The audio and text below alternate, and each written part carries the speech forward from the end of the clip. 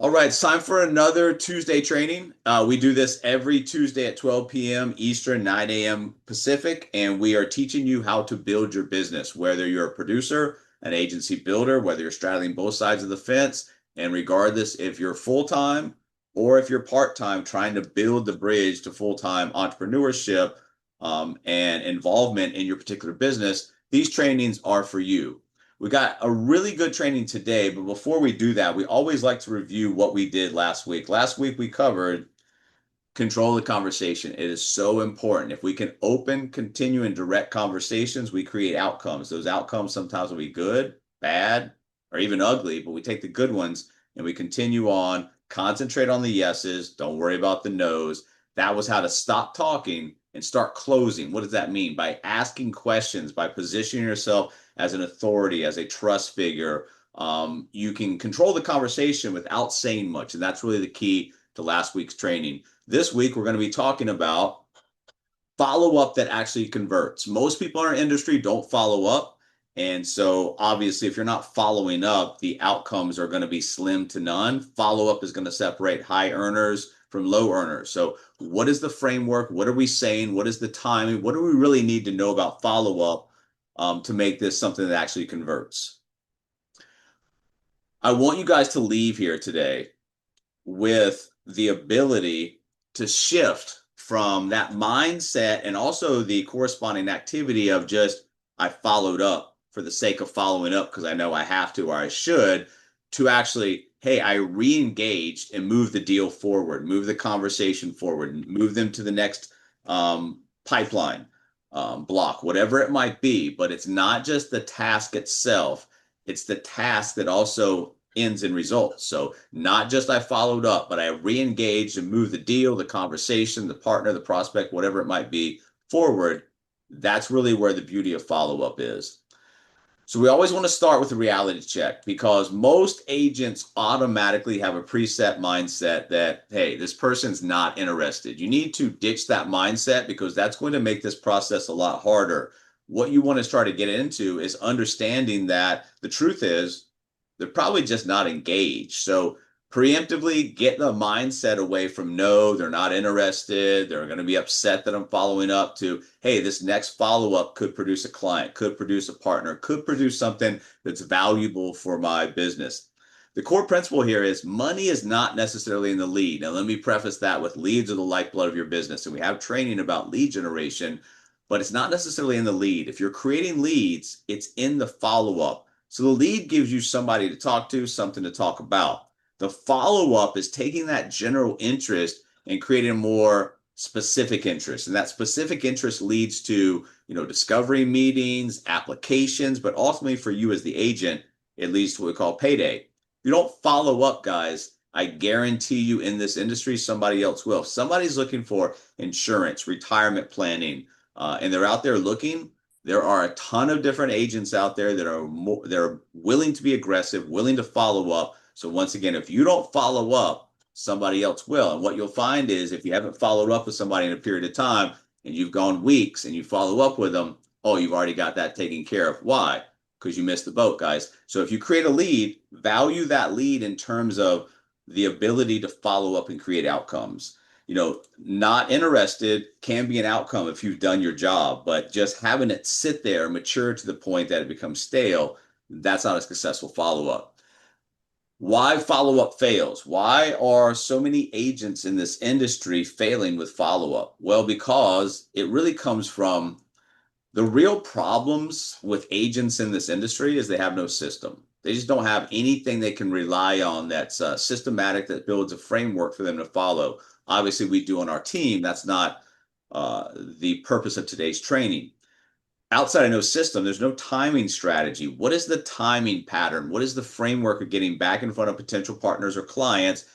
And then once the timing's in place, what are you doing? If you're following up for the sake of following up just to see if they're interested in whatever else that you're trying to get in front of them, that's not value. You've got to create new value. You've got to give them a reason to take the next action step. And then the kiss of death is the same message repeated over and over and over again. If you get the same message, it's almost like you're not even reading it anymore. You're just glancing over it and moving on to the next thing. And then finally, like I said, reset the mindset. A lot of agents fear they're going to be annoying. It's not annoying to follow up. You're actually serving people. If they've shown interest in something, getting them information, getting in front of them, making sure that you have done everything you possibly can to help them, educate them, and create the outcome. So you want to reframe, you want to move away from the problems, understand the problems for the sole point of not, having those as part of your business, and then reframe. Following up is not bothering people. Irrelevant follow-up is what annoys people. So if you get in front of people with value-based propositions, more education, more information that can help them, learn more and create a buying decision, that's not really bothering people because you're creating value. And that goes back to the other side with the problems. You can't repeat the same message. You got to bring value. You got to have the right timing. And once again, you got to have a systematic approach in place because it's not just you. You're trying to build distribution. So if somebody comes in and says, "Hey, what do you do for follow-up?" "I do this on these days. This is the framework." Versus, "Well, if I have time, I'll just pick up the phone and just look at my CRM and say, I haven't talked to this person in a while. Let's see what they're up to." Follow up with purpose, guys. Provide value and then get the results that you're looking for. Remember, results aren't predetermined. You're not looking to necessarily close somebody. You're not looking to make somebody into what you need them to be. You're looking to already find the people that are already in line to be your client, in line to be your partner. The follow-up framework. This is really, pulling the right people out of, the lead generation and understanding this person is in my persona, this person is showing interest, but sometimes it's just not the right timing. So the follow-up framework is about a number of different things, including the timing that we'll talk about in just a minute, but different approaches get different results. So sometimes if your approach and follow-up is not working, you need to reevaluate that. So let's talk about just for a minute the reminder follow-up. Just circling back. Use when recent conversation, light touch needed. Remember, if you've just had a conversation with somebody and within the last 24, 48 hours, that conversation or that meeting should be relatively fresh. So that's the reminder, right? And a lot of the things that we do, like pre-meeting on the reminders and notifications, are built into the workflows so that you're getting constant reminders about the meeting.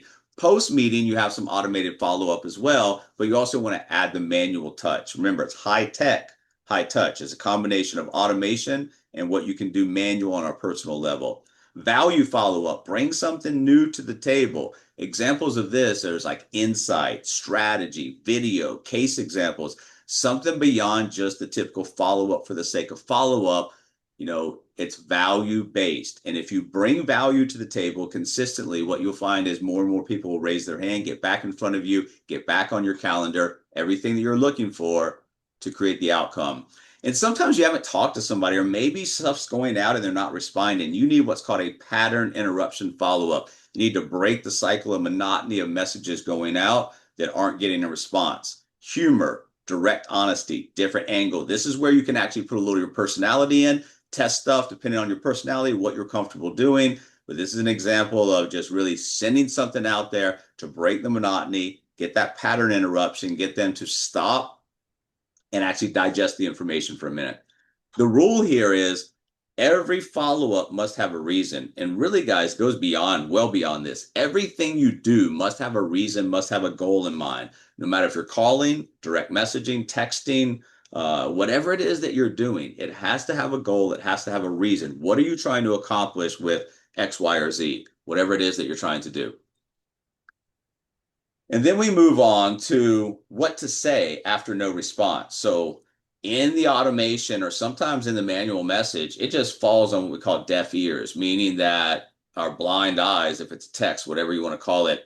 But what do you say if there's messages going out and there's just no response here?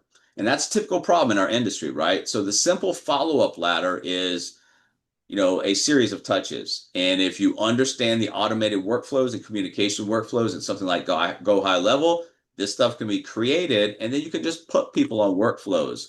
But touch, day one, day two, day three, day four, value add, pattern interruption, reopen later. That's what you're doing. No matter where you get to them at, what touch point, you can end that workflow if it's done its job and you've scheduled a meeting, or it can just continue on. but you want to create curiosity in a lot of the things you're doing. Hey, just help someone else with this, not with, hey, I just showed somebody an illustration, I just wrote somebody a policy. Hey, I just helped someone with this. Curious if you had a chance to look at it. There's a lot of generality in that. Sometimes, if you're not so specific, it opens up the opportunity for somebody to ask questions. And that's all you're trying to do is engage in communication with these people. Maybe day two, after day three or four, is not sure if it's a bad time or you just got busy, but this is important. It's making sure they understand that you're here to help and it's up to them. But this is very, very important. Something that not should be pushed over to the side. What about the value add? Came across something that made me think of your situation, right? What about the pattern interruption? Should I close the file on this for now? You're asking a direct question. Remember, binary questions demand like yes or no. So those are the kind of things that you want back. If you're getting engagement from somebody, that's really half the battle in the follow-up. Reaching back out. This has been coming up a lot lately. The key here is persistence without pressure. You're creating curiosity. You're staying general, trying to get them to respond back, to ask a question or book a meeting or whatever type of engagement or communication you can, because our key framework is open, continue, and direct communication.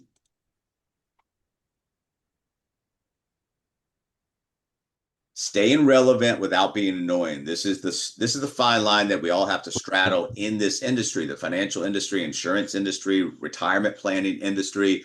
We want to stay relevant without being that annoying insurance agent. So we want to position ourselves accordingly. And we've talked about that, but we also want to talk about the balance. The balance is not in repetition. That is going to weigh everything down to the point that nobody cares about what you send anymore. That becomes very annoying. If you don't want to be annoying, you have to know what is annoying. Same message, same words, same results. People tune out. Now, how do you create relevance? Well, what you do is you create value, and that's in the right message, the right timing, the right impact. Once you find communication flows that work, you continue with those, just like everything else that you do until it becomes stale. If you have something that doesn't work, you don't throw it all against the wall and start over. Sometimes you switch little words here or there to see if it has an impact. When you find something that works, run with it. People are going to pay attention if you have the right message, the right timing, and the right impact. So ways to stay relevant. Well, reference their situation. Remember, you are doing discoveries and things like that. If you're at that point in the communication, you know something about them. So show them that you understand what they're dealing with. If you have a direct persona that you're dealing with, that you really haven't understand their specifics, you can say, hey, other people that I deal with typically have these things going on. So whether you know directly about them or kind of from the persona framework, you can reference the situation. You can bring new insights, share something helpful, timely, or transformational. It's not always about necessarily, pushing the ball down the court, so to speak. Sometimes it's just getting them to re-engage, and that will help you push the ball down the field, so to speak. But you need to share something helpful, timely, or transformational. People get a lot of messages these days. People get a lot of follow-up. How are you going to set yourself up to be different, not being the annoying person that people tune out, but actually be the relevant person that people pay attention to? You have to ask better questions. Remember, questions create curiosity and open doors. They also demand an answer. Of course, they can not be answered, but if you ask questions, it's a lot easier to get information. The less talking you do in the discovery meetings, the better. Ask questions, get information. That exposes something they have, a problem or a goal that allows you to step in with a solution and an action step. And then change the angle. Approach the conversation from a new perspective. If it's not getting in the right position to where it's getting a response, change the angle. We all have different personalities. We all have different things we respond back to. Change the angle sometimes works. It's always something that's out there that you can try. The formula here is CCV. It's context, curiosity, and value. The right message, the right reason gets the right results. Timing is everything, you guys, and that's why the follow-up timing strategy is also very important. This is something that we can do research on, depending on who you're talking to find the best timing. But this is an example here, a simple follow-up system to stay top of mind. Day one, initial follow-up. Reach out, reconnect, reinforce the conversation. If you have a discovery meeting and there's no follow-up afterwards, guys, you're leaving things out there that can become variables. The more variables you have in your business, the more opportunity for things to fall through the crack.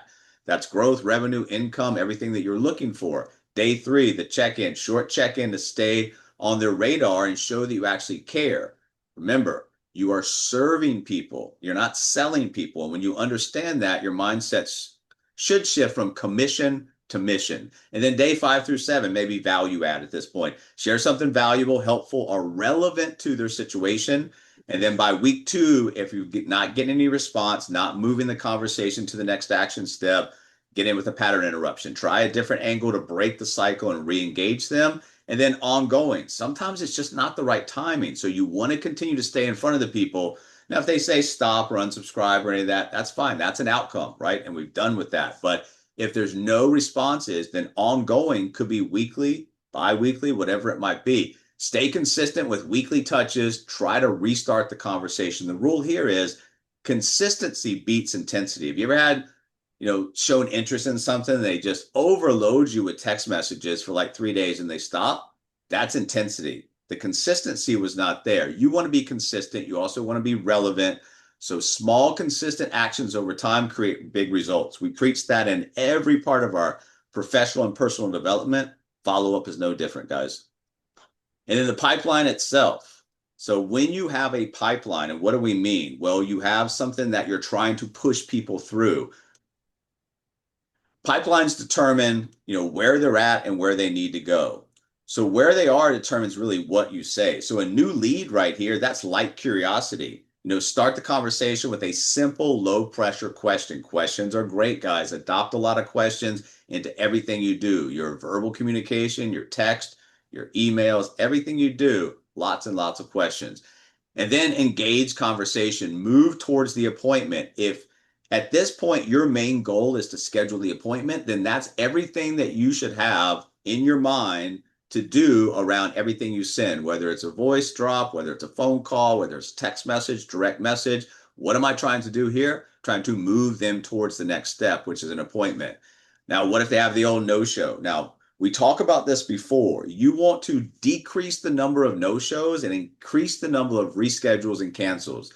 If you do that, then it'll also increase the show rate, but you don't want to open up a meeting and just sit there twiddling your thumbs for 5 or 10 minutes and have nobody show up. So you want to also, those no-shows had some type of interest to schedule whatever it is, discovery call, online meeting. So address the miss with an understanding and get back on your calendar. Now, if somebody starts to show disrespect for your time, multiple no-shows, guys, that's a red card disqualifier.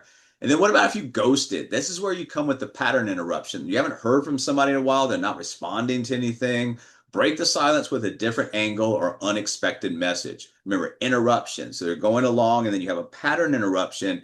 You want them to look at it, and maybe that pattern interruption will get them to re-engage or at least revisit some of the past stuff that you sent. And then an old lead. Remember, old leads, you're not selling refrigerators or cars where people buy the appliance or buy the car and they don't need one for a period of years. Standard of livings, cash flow, retirement, protection, all those building blocks are something that's ongoing. So somebody that, created a lead with your business 3, 4, 5, 6 months ago, guess what? They probably still need everything. So you want to reopen with relevance. Share something timely that relates to their situation today. The key here is don't treat every lead the same. Everybody's in a different cycle of communication, different point, and you need to understand where they are and where they need to go and what you need to do to try to move them to that next action step. Moving follow-up to action. Remember, follow-up should have a reason. So you want to move them forward, whether it's booking the call, sending the info, inviting to a webinar, running the report. What are the options? What is the next step that you're trying to get them to? And then all your communication and follow-up should be geared around trying to get them to take that action step. Let's take a look at this together. I can show you exactly how this works. The rule here is no direction, no deal, right? Somebody's going to run the conversation. Somebody's going to run the meeting. It's either going to be you or the other person. If you leave it to the other person, there's no direction and no deal. You are the authority figure. You are the person leading all parts of the communication, even when you get to the meeting. even when you've done everything and it's time to ask for the sale. When you guys are following up, understand common follow-up mistakes and what to avoid. There's 5 reasons why communication and deals die. Number one, and this is the biggest problem in our industry, is people give up too early. They maybe have a conversation, create a lead, maybe follow up once or twice, and they're done. A lot of things get resolved in the fifth, sixth, seventh, eighth, ninth, 10th interaction. If you're not getting to those interactions and the possibility of results from those interactions is absolutely zero. Following up with no value, just following up, following up, following up, but you're not providing anything. You're not being relevant at this point. Like we just saw earlier in the training, you're being annoying. Sounding desperate. This is commission breath, guys. You need to go on the opposite side of commission breath and lead with your mission. Hey, if I don't help this person, it's not about necessarily my commission. It's about what happens to them long term if I don't get this stuff in place that they need. That will help you in your follow up. Not tracking, not understand what's happening, who's in what position. That's disorganization, guys. Disorganization is going to cost you a lot of money, and it's not going to be something that you can build an agency around, because what are you teaching other people? Pure chaos. It's not going to work.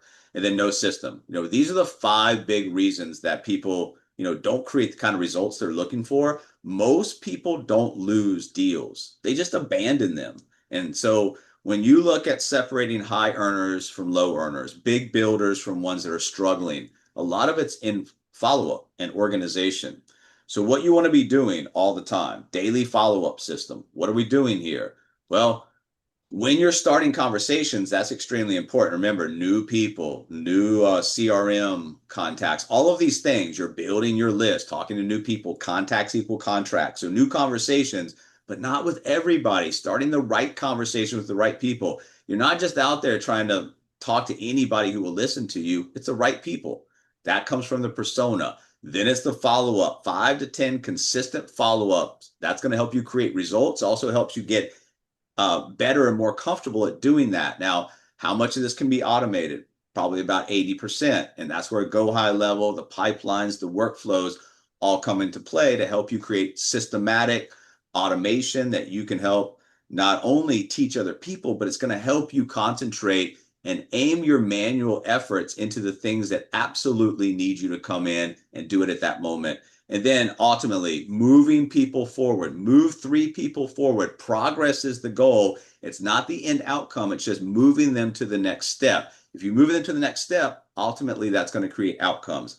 Follow-ups, you got to track your activity, stay accountable. That's important. Remember, if you are not doing well and you're staying accountable and you have the opportunity to measure and reflect that, you can get better. If you just don't want to engage down that road, it's hard to become better if you don't track and be accountable to yourself.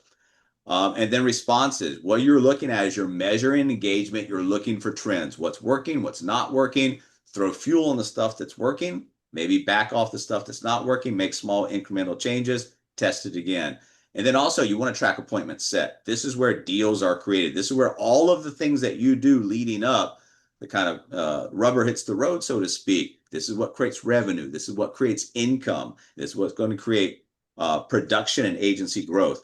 So consistency every single day equals results every single week. Now there's a build up period of time, but once you get this in a nice motion, if you're consistent every day, I guarantee you what's going to happen is the results will start to roll in. So if you want to understand how to get better at this, you can interact with AI, you can interact with managers, you can interact with some of your other partners who are looking to do the same thing. But practice, refine, just get better at what you do. So the no response scenario, you reached out, but they haven't replied. Hey, checking in, wanted to see if you had the chance to look over the info that I sent over. Not sure if it's a bad time or if you just got busy. Happy to answer any questions. Your goal in the no response is to get a response and reopen the conversation. So understand where you're at and understand what the goals are. Sometimes the goals are not these huge goals of revenue, income, and all that other stuff. Sometimes the goal is just to get a response. What about the objection scenario? They have a concern or hesitation. That you get a response back either on a manual text or an automated text. Hey, I'm not sure this is right time for me. Totally understand. What would need to be true for this to be a good fit for you? You're asking a question that hopefully is going to get a response. Your goal, address the concern, move them to the next step. It's not to start arguing with them or pushing over facts.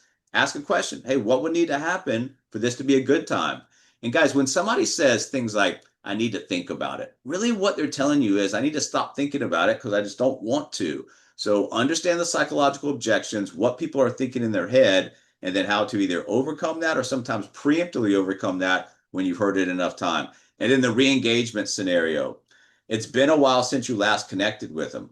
It's been a while. Anything changed on your end? Came across something that made me think of you and wanted to circle back. Your goal here, remember, is to just try to rebuild the connection. You created the lead a while ago. Is there any value to this lead? Are we going to be able to create something from this? And remember, create means qualify, disqualify, whatever it might be, but you're creating new momentum. If you have this whole waterfall and this tidal wave of these old leads and you're effectively following up with them, naturally you're going to get some trickle down information into different site and different points of communication. And then what will happen is the more leads you create, the bigger that kind of CRM gets, the more people will start to trickle in. Oh, this person was a lead 6 months ago. They pop back up on my calendar. That is never going to happen unless you have follow up. Practice makes confidence. Confidence closes deals, guys.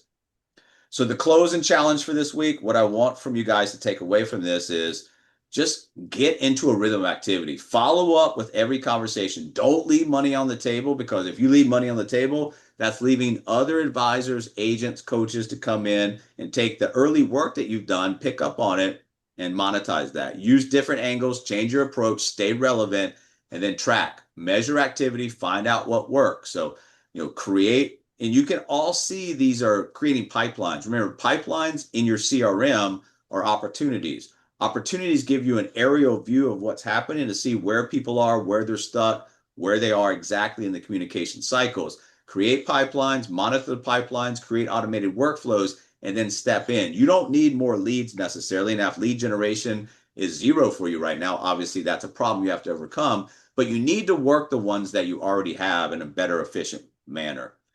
So the follow-up here, guys, and this is what we're going to close on before we open it up for questions, comments, or anything you guys want to talk about.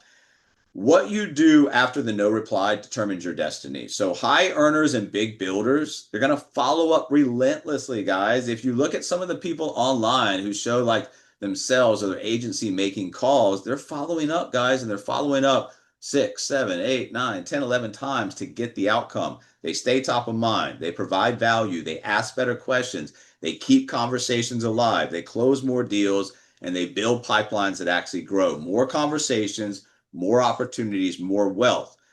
Follow up can really take a $50,000 earner to a $500,000 earner, and a small agency builder to national distribution. The low earners and struggling agency builders always, always, always give up too soon.